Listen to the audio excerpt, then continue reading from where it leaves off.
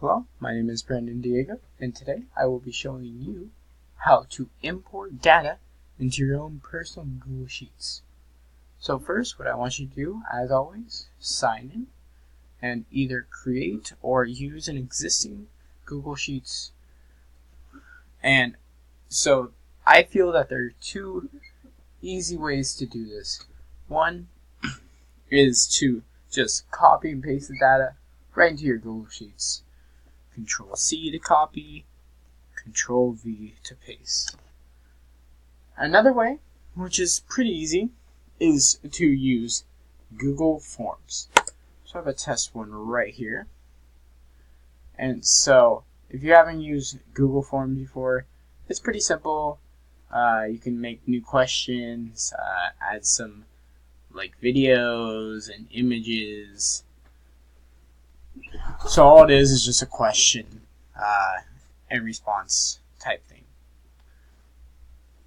So what I will be doing is I will be responding to my own Google Sheets.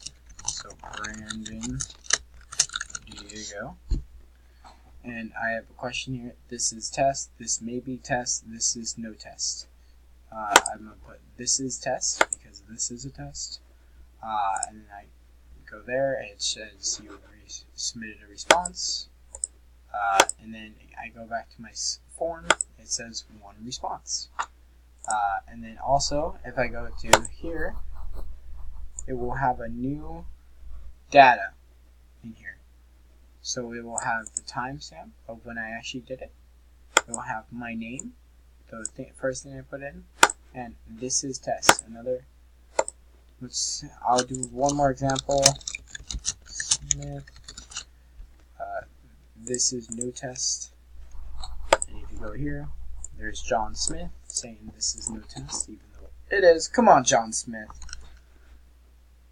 Okay, and that is how two easy ways you can import data into your Google Sheets. Thank you, and have a wonderful day.